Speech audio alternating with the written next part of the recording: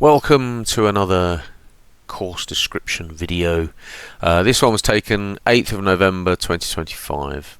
Well, actually, this video from the car park to the cafe was actually taken in November 2024, but the car park and the path to the cafe hasn't changed, so I thought, why waste a perfectly good bit of video footage?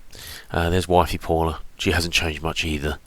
So this is the walk from the car park.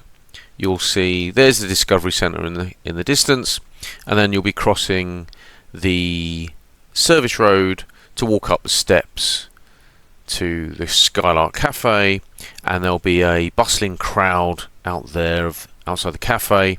So here you go, crossing the service road. We'll talk more about that later. And for those that remember the video from November 2024, my phone drops off my mountain bike at about that stage. I decided to cut it out this time. If you want to see my phone dropping off my mountain bike, go find the old video if you can find it. So anyway, so you'll be meeting up here. For those that are turning up and helping out to volunteer, thank you very much. Please be here for 8:30. First timers runners brief is just here on the left.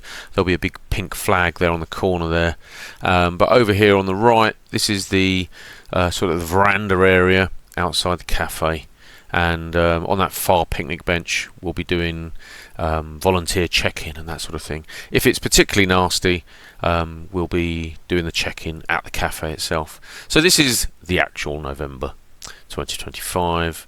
Rob Hankey is the run director, and he's just sent everybody down from that veranda area down to the start area. So that start area you can just see with the metal barriers. There you go. The metal barriers, that's the actual finish funnel, and we push those to one side. This is him giving the run brief. Please pay attention, especially whilst we're on a winter course. Things do get very variable through the winter, as you can appreciate. So yes, there'll be plenty of things in the run brief that you've all heard many times before, but there will also be many unpredictable and interesting new things. Fallen trees, icy patches. So we're about to start.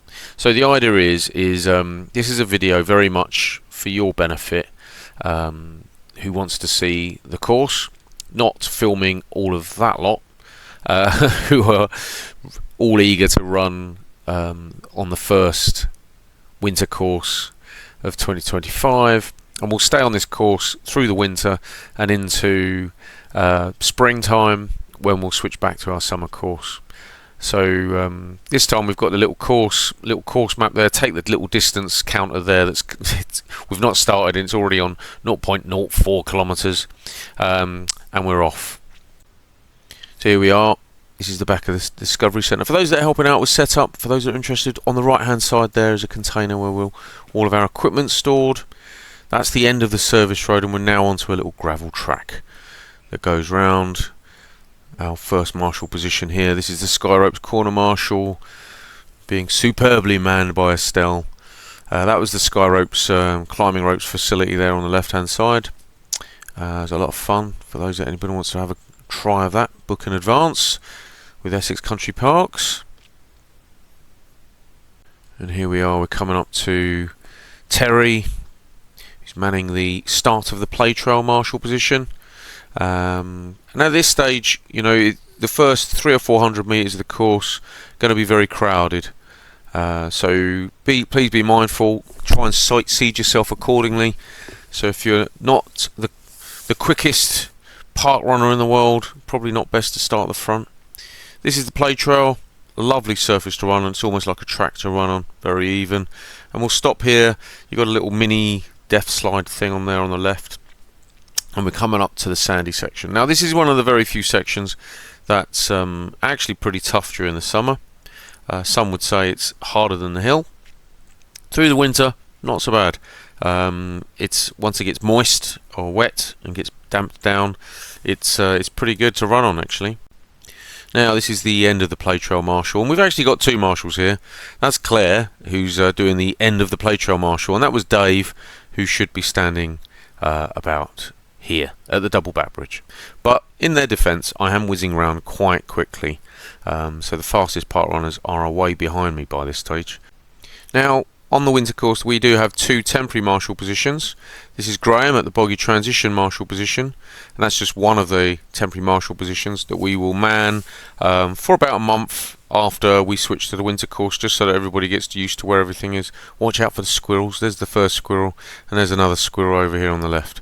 But the thing I want you to be observant of here is during the autumn this path is almost invisible.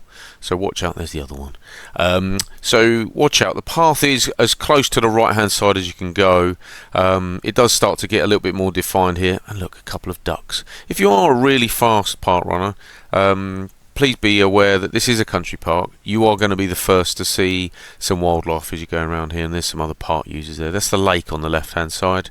And for those that want to meet up for a coffee at our neighbouring cafe, there's a cafe next door called Cafe Plaza, and there's a little path off to the right here, off the bottom of the lakes, that leads there. Now this is Wifey Paula at the Tesco's junction. So this is where we would turn right here. So for those that are familiar with the summer course, you would normally run straight on there. This is a little additional sort of loop that we have. So if you're looking at the map going round there, so that little extra bit that's sticking out there, that's almost rectangular, going out to the Tesco's crossing. This is what we call the Tesco's loop. It's not bad. Can be susceptible to some heavy flooding on that second corner. So this is the first corner. So if you were to go straight on at this junction here, this will take you straight across a nice man sort of crossing to take you across to Tesco's.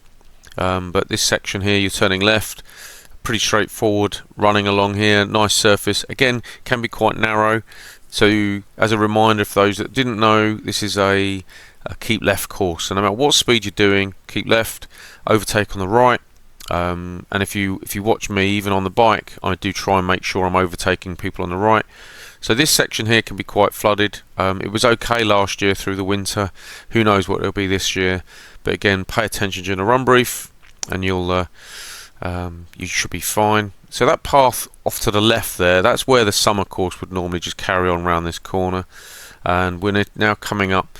This is around the top of the lakes, and we're coming up to Tony at the leaving the lakes marshal position. Now, because again I'm whizzing around quite quickly, Tony, if you're very quick, you might just see him off to the right here. He's sat on a bench, so he's normally stood about here between the tombstone sign and the dog bin. But you'll see him, don't panic. This is a 2-lap course. You will have all the marshals in their proper positions with all the nice little floaty labels. Right, here we go. We're now heading back towards the north end of the park, and we're approaching the big yellow frog marshal. So you'll see the marshal on the left. You won't see the big yellow frog on the right, but trust me, there should be a big yellow frog on the right. There we go. That's Brendan doing a lovely job at that marshal position. So follow again. Nice characteristics of our winter course is all fully pathed, so there's no running across grass, unlike our summer course. So reasonable width paths, reasonably constant width when you've got paths like this with a few narrow sections. Again, I have to emphasize, keep on the left no matter what pace you're doing, so people can overtake on the right. And we're coming up to our second temporary marshal position, being manned superbly there by Run Director Caroline. That's our central field marshal position. Again, we'll only be manning that one for about a month after we switch to the winter course, so won't always be there. And we're now heading towards the Pixie Wood. And for those familiar with the summer course, back there, that was the central field over there on the left hand side where our start finish area is. This is now within sight of coming up to halfway and entering the Pixie Wood. Again, a lot of leaves on the ground, really difficult to see some of those. We do mark out a few little stubborn root sections there. So Tony did the course setup this morning with Steve, setting out some little red cones on some of the routes, but just be mindful we don't put little cones on all the little lumps and bumps in the park. We'd need a lot of cones. This is Chris on the service road marshal position, getting everybody to turn left. Keep on the right hand side after the first lap. We've got a nice big sign there which you should be just seeing just as you turn left. keep on the right hand side of these yellow cones, and then as you've noticed there, those metal barriers have been pulled over. You'll have people crossing as well, getting up to the cafe, so please be mindful of people crossing, going backwards and forwards across that line there. And now we're starting our second lap, which is exactly the same as the first lap. And yes, on the second lap I'm going to attempt to take photographs of all the marshals, so you'll see my camera coming out. Yes, I do love taking photographs of all the volunteers, but these are for the lanyards. So all of our marshals get a little lanyard. It's got lots of description on there on what they should be doing, some of the key pointers, some of the equipment that they need to collect in. So if anybody wants to give marshalling a go, it's a lot of fun. It's really straightforward. There's no real training required. Our volunteer coordinator will give you a briefing on what you need to do. But yeah, it's a lot of fun, and it's all on that little lanyard. When Run Director Rob saw this photograph of start of the play trail Marshal Terry striking his pose, which you'll see any second now, he did notice it's almost exactly the same pose as he struck last time, which is on the lanyard. There you go. If you want to see which photograph we used and whether you can spot whether it was this year's photograph or last year's photograph, you'll have to volunteer, won't you? Start the play trail Marshal and have a look at the lanyard yourself. This is me dropping my phone. I did it on purpose, just so that I could have a conversation about this little toddler play area here. And this is where, for the summer course especially, Great Notley Juniors have their start. But they too will be switching to the winter course now, and you'll have to find out from the juniors what their winter course looks like. Let's speed this bit up. What's quite cool about our winter course is because they're both laps are almost identical, the halfway point is obviously where the finish area is, so you know where halfway is. This is now well over 3k, and again I'm making this look a lot easier riding over that sandy section as I did last year, because it's a lot firmer than it was when I tried to do this last year. It's worth noting this is the end of the play trail, so you notice these poles on the left hand side. Please no corner cutting. It's well worth noting that the reason we switched to the winter course is to minimise damage to the park. So stick to the paths. Here's the legend that is Dave, who does an absolutely sterling job of pointing. Professional pointer there, look at that. So this is the double back bridge. We're coming up to Graham again. Up here, boggy transition. And you know it's time to switch to the winter course, because the boggy transition actually starts to get boggy. It's a bit of a mystery during the summer because it's quite gnarly and hard, but in the early days we never used to have a winter course, and we used to run across that, and it really was boggy. Boggy by name, boggy by nature. Here's tail walker Chris doing a sterling job tail walking. Have a look at this path. See, look at this. It is quite muddy, and then it sort of disappears in and amongst the leaves. Well, as the leaves start to rot down through the autumn, most of this becomes muddy and quite squelchy and soft underfoot, especially on this little section here. The paths during the winter, you know, please note there will be puddles. Normally none of them are very particularly deep. Run through them. Always recommend running through them.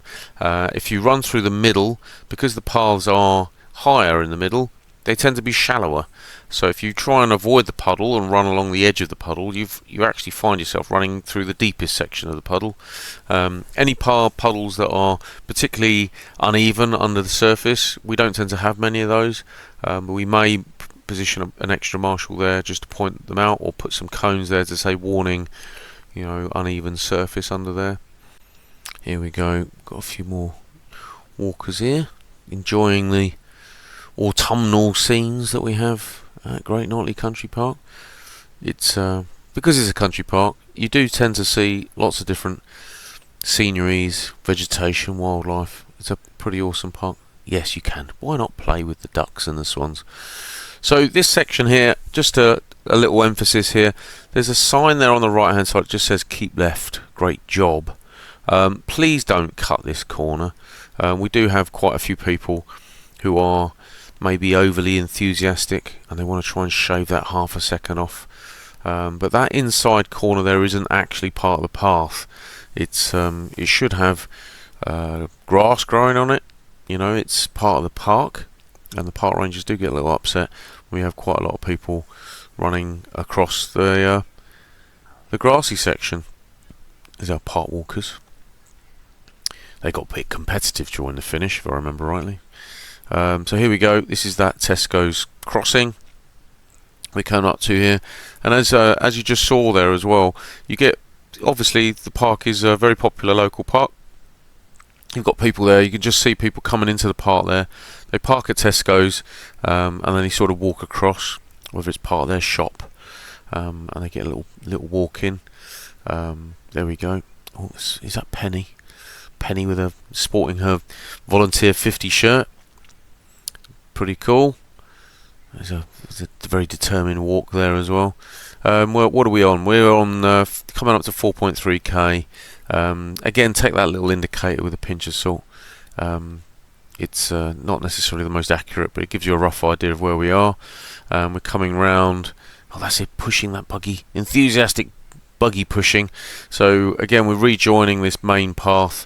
So we're on the same path as we would be on the summer course, coming up to the Leaving the Lakes marshal position. This is Alison, Jackie. Great Notley regulars sporting their twin 250s. As we're coming up to Tony here. Try and get another picture. He must be the most photographed marshal that we have on our course. Sporting the world's largest poppy there. This is pretty cool.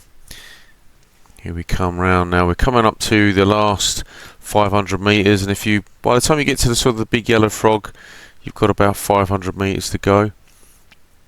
Coming up to big yellow frog marshal Brendan Hand here. He's marshalling up here on the left hand side, doing a great job. We do get a lot of comments from people, and especially tourists and visitors, saying, "Oh, it's such a friendly parkrun." There's nothing we're actually doing special here. The parkrun, as with all parkruns, are run by you lot, the parkrunners. So it's only friendly because of the parkrunners themselves making it a really friendly. We must just say something really nice about maybe Great Notley and the surrounding areas, that we're just a friendly corner of the country. There you go. That must be it. Right, shoe choice. What would I recommend? You can probably get away with actually running in road shoes. I'd always recommend maybe trail shoes would probably be a little bit better if you have the luxury of having multiple different pairs of shoes for different surfaces. Trail shoes with a little knobble underneath, which is quite good. And look, notice how they're all nicely keeping to the left hand side, and I'm overtaking on the right hand side. Well, we didn't rehearse this. This is everybody following the instructions they've clearly heard in the run brief. Nice orderly approach to the finish here. Last couple of 100 metres to go. It's all getting very exciting.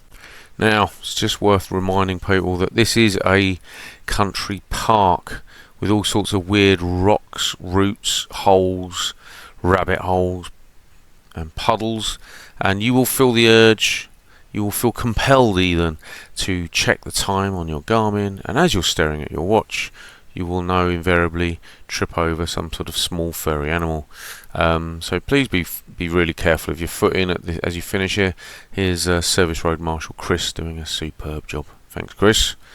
Now, as you come around this corner, you want to be keeping on the left-hand side of this little yellow sign. Hopefully, as you turn left, you'll see that sign. I nearly got taken out by that dog there, by the way. But it's all right. And this is me waving at the, at the timekeepers not to press the button for the guy on the mountain bike.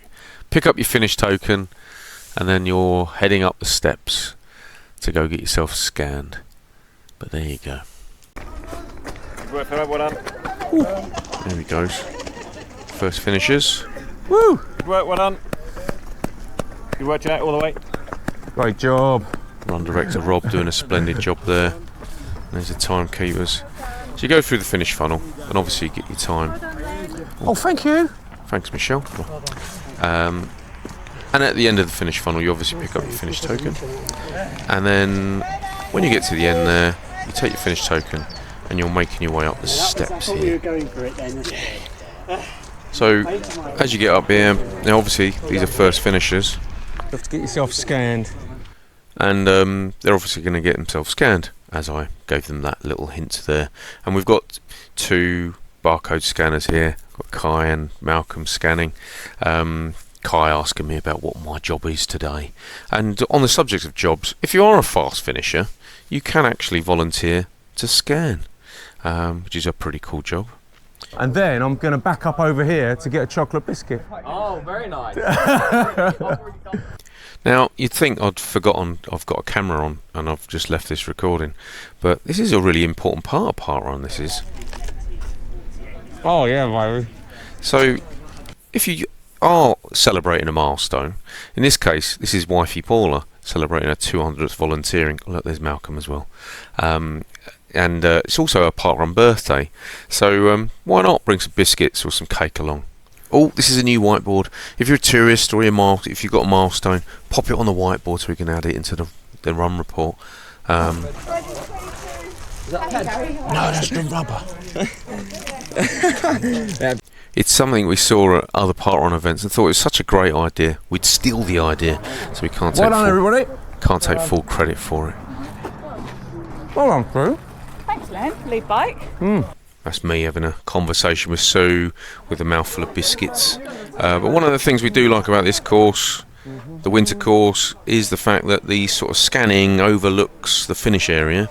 So once you've finished, you can just walk down this little bit here and cheer on all the other parkrunner finishers, which is pretty awesome. The social side is really nice when it's not, being a bit wintry and a bit rainy. But yeah, it's quite nice. It's always been a very nice finish area. It's got really good vibes, the winter course. We like it a lot. Woo! Well, I hope you found this video useful. Go check the video comments. I'm sure there's going to be a whole stack of other information in there too.